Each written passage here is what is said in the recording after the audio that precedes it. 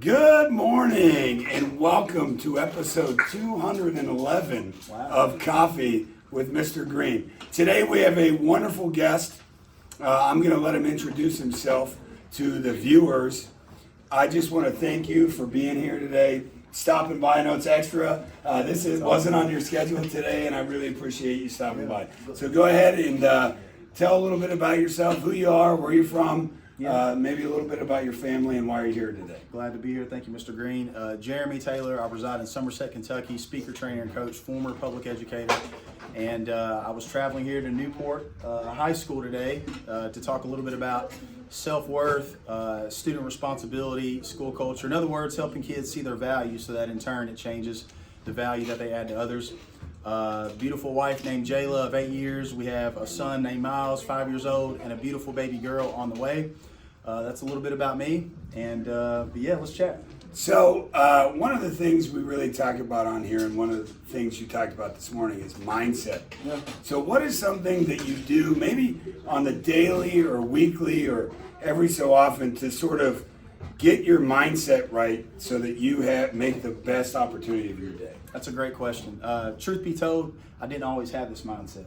I was kind of discombobulated, frustrated, really played the blame game for a long time. I was frustrated about some personal circumstances, situations, and I cast blame on my environment and everyone else around me for where I was at instead of accepting personal responsibility.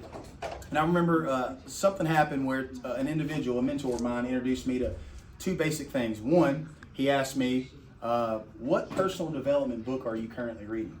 He didn't go into detail about the genre of the book. He just said, what are you currently reading? Gotcha. Which took me by surprise because I'm like, who really talks about what they're reading in my mind, right? Yeah. I thought reading was for the birds. I didn't finish school. I finished college. No need for me to read a bunch of books.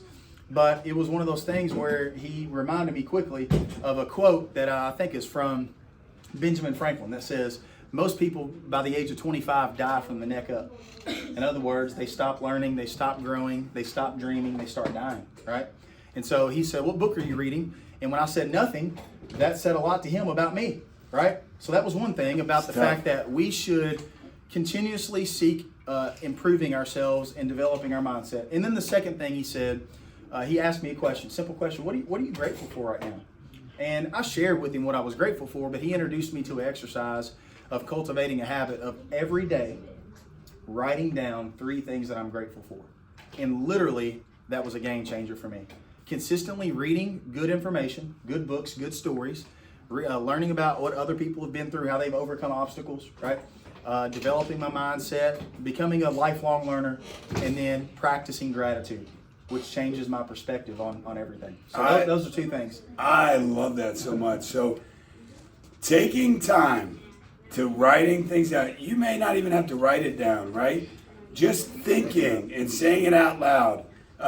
Things that I'm grateful for, people that mean something to me. Picking up the phone and calling those people, texting those people, spreading that positivity and gratitude. It's huge. It's awesome. Totally. One really question that I was thinking through your whole presentation was, what is one thing as your takeaway through your struggles, and I know that every day is not easy here as an educator, what's one thing that really you drew from being an educator that affects your life now? What's something that really has changed your life having that experience as an educator? Good. That's a great question. And I would say the number one thing is once I knew obviously what life was like as a student.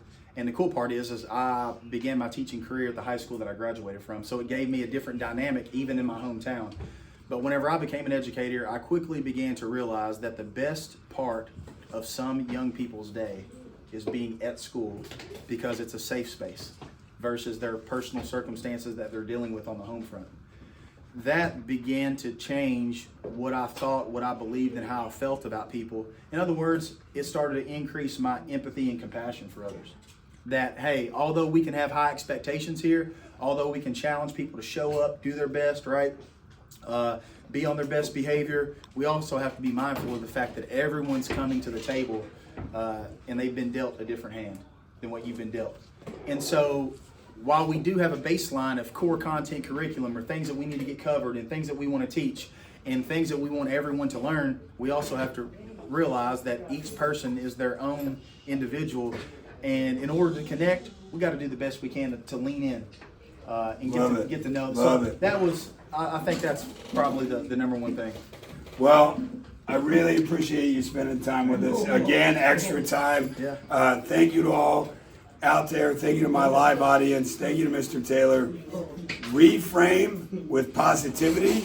Make it about making relationships with people, including people. What are we doing to make someone's day better? Yeah. And as always, like and subscribe. Smash that like button. Turn on notifications. And let's keep on learning.